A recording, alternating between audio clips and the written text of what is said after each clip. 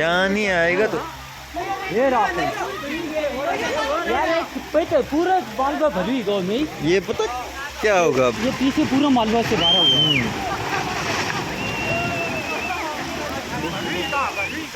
ये तो पूरा मालवा आने आ रहा है